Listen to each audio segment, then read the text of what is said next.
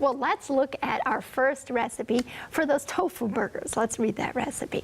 You need 1 cup quick oats, 1 cup soft breadcrumbs. Just quickly blend balled up pieces of bread in the blender. That sounds easy. Easy. 1½ cups tofu, water packed or morinu or silicone. 1/4 cup flour. 1 medium onion chopped fine. 1 tablespoon nutritional yeast flakes. 1/4 teaspoon sage, slightly rounded. 1/4 cup water. And 1 1/4 teaspoon salt. Tofu burger sounds really good, but do you ever do a cooking class and people say, I don't like tofu, I don't know what to do with tofu? Do you ever encounter that? That's what this is all about. I usually encourage people at my classes, just take it and try 1 bite. Okay. And if you don't like it, my feelings are not hurt if you have to throw it out, because really, your mom cooks best to you, someone else's mom cooks best to all our tastes are different, so we shouldn't get offended. Just give, that's one of the reasons why we like to serve a wide variety of foods at our classes, because then people, if there's 6 recipes, they might find 2 that they go, yep, I'm going to make those. Mm-hmm. That's good, absolutely. It's the way to go. Because we all have standard recipes we like, and then you can expand and add something. Absolutely. But don't you think with tofu, it doesn't have flavors, so it depends on what you add to it, what happens to it. That is very true. And this silken type tofu seems to be even milder than the water pack. Almost no flavor at all.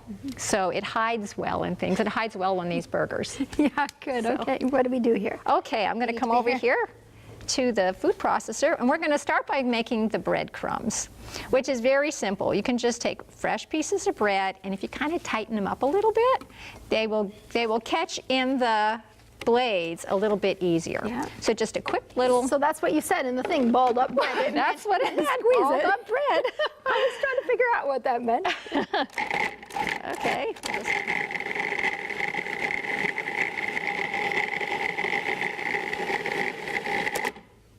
Nice. Breadcrumbs. It works perfect. It works perfect. I'll have to try balling up bread in that fashion. It takes, for that bread, it's about 1 slice for a ½ cup, okay? And then we're going to, all we need is 1 cup. I had 3 slices there. Okay. But all we need is 1 cup, so we'll go ahead and get that out in just a minute. And if you need dried breadcrumbs, just go ahead and do the breadcrumbs and then dry them on the cookie sheet. They dry a lot faster than if you try to dry your whole slices, and then it makes a lot of noise and it's harder to get it right. So grind it first and then dry it. Okay. What do you put it in at the oven? What temperature? Oh, it wouldn't take much. I would put it at maybe 225 so you could watch it. Because it's so fine, it could burn quickly. Okay. Okay. And then we have our tofu, and we're just going to go ahead and mash that up. I don't know if you can see the consistency on there, but it's quite different than water-packed tofu. Very different. It's a lot silkier. It is a lot silkier. And if you wanted to use water-packed tofu, if you were accustomed to the tofu flavor, then you could go ahead and use the water-packed tofu, and the recipe would really be just fine. It's convenient to use the silken tofu because it's the exact measurement for the recipe. So that works perfect. It does. Okay. So we have our tofu. Now we're just going to go ahead and add 1 cup of our breadcrumbs. I'm just going to set that on there for a minute while I measure this. Nice. Put that in there. And this kind of helps to bind the burger a little bit better. Yep. So we have that. And then if you have leftovers, you could even make a big batch of these and put them in your, put the breadcrumbs in the freezer so that you have it all the time. So that's handy. We have our quick oats. That's also a fantastic binder. It is. Chopped onion. Oh, that'll give a good flavor. Very good flavor. And if your family really doesn't care for onions, then you could put a little onion powder in there and you wouldn't have that mouthfeel of the onion, which for some people is not nice. So strong. That's right. We have some flour here. This is just regular whole wheat flour, but really any kind of flour would do. So if somebody needed gluten-free, they could do gluten-free bread, and then they could use gluten-free oats. And a gluten-free flour, even a millet flour or something like that. It's just for binding. Okay? And then we have our salt. And we have sage. Now, this is powdered sage, and my recipe is usually powdered sage, and this is rubbed sage. Okay. Okay. The powdered sage is a little more concentrated. It's ground farther. So because this is powdered, we added just a pinch more. The rubbed. Okay. Thank you. I was saying, wait a minute. Powdered and rubbed. Okay, the Okay. powdered is more concentrated than the rubbed. Yeah, okay. Okay, and a little bit of nutritional yeast flakes for flavor. I think sage makes a good flavor in a burger. It does. It kind of is a chickeny type thing, and this is a light colored, so it kind of reminds you of a chicken patty. Yep. Yep. And then just a small amount of water here, Nice. and that's it. These are very simple, I like and that. we're just going to mix it up. And if you have children that like to help you in the kitchen, just have them wash their hands and get in here and mix it up, and they will have a grand time doing that. Oh, that's wonderful. My children loved to help me in the kitchen when they were little, and now they're excellent cooks themselves. They like to cook? They do like to cook, and they're like me, they like to eat. So it's a great combination. That is the best combination. Yes. Now, if your family gets nervous about textures, you could actually take this whole thing and put it in the food processor, and then it would be very smooth for shaping your patties. Yep.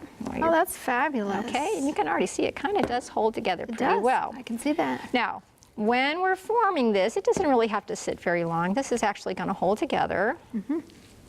Normally, would you let it sit 5 or 10 minutes before you did it, or no? You No, just right I away? usually just go for it. Okay. You need your pan. And if you want them to hold together even more tightly, again, the food processing would condense everything down. Yes. Okay.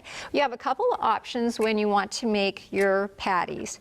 You can use a ice cream, you can use a lid like this, and this is a wide mouth, Nice. Like a canning lid. a canning lid with the ring, Yeah. and just kind of pack it in there till it's smooth, Yes. like that. Then you're going to have a very uniform shape there. And just flip it on and then push that off. Excuse me, Jill. Yeah. And Nice. so you have a really nicely shaped absolutely. patty there. Now, if you don't and you don't want to buy a pack of these, you could also just take an ice cream scoop or a measuring cup. Either one would work just fine. And then just gently just shape your patty, and that will hold together quite well Absolutely. while it bakes. Now these will bake at 10 minutes per side. Okay. At pretty quick. 350 degrees. And if you want them a little darker, you can go ahead and leave them in a little bit longer. And then they will be a very tender burger. And then if you would like them to be a little bit firmer, go ahead and refrigerate them. They freeze fantastic. So if you like to That's keep what I was something for gonna packed ask. lunches, wonderful. Because they set up just a little bit firmer, they're great to prepare on Friday for Sabbath. Right. Works great. I like it. Do you ever do it like in a dish with gravy too, or not? You usually use it only for sandwiches. And Oh, gravy too. And we're going to be making the gravy. we are making gravy. Yes. Have you ever done it with gravy, or you Oh, usually- yes. You do. Okay. Oh, yes, both ways. But my favorite sandwiches. Nice. Yeah. We got some finished over here. It looks fabulous. I see you have one with gravy on it and the Yes, veggies. yes. And then the other one is just like a nice traditional sandwich with the lettuce and the tomato and the. I'm going to take a bite out of one of these. All right, do that. Now tell me, you have a cookbook while I get a bite ready here. Okay. Because we did not talk about this cookbook at the beginning. The garden menu, and this is brand new, 130 recipes. That's right, brand new, just came out. These recipes are family favorites or favorites that we've done from cooking schools in the past. They're pretty much my regulars. Actually, when I was getting ready to proofread this, I just started picking this up and cooking out of it all the time because they are the recipes that I use a lot. So they're tried and true. This is really good. I'm glad you like it. Oh man, that's great flavor.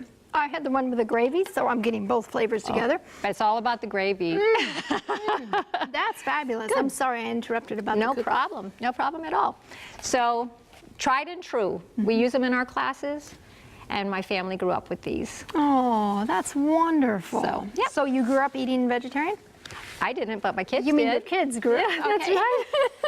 No, I grew up a meat eater. Okay. And when I became a Seventh-day Adventist, learned all about the health message, and I did not actually like the food at first. We threw away a lot of food when we became Adventists shortly after we got married, or just before we got married, and we experimented a lot and didn't enjoy a lot of the things. So it's been a trial and error for the last 30 some odd years, and I actually enjoy getting in the kitchen and experimenting. My husband calls it my laboratory, so we have a lot of fun. You know what, Leslie? That's a true gift. You know, because when someone actually enjoys to get in and have a good time and experiment and stuff, that's just a gift that God's given you. So thank you for sharing that with our 3D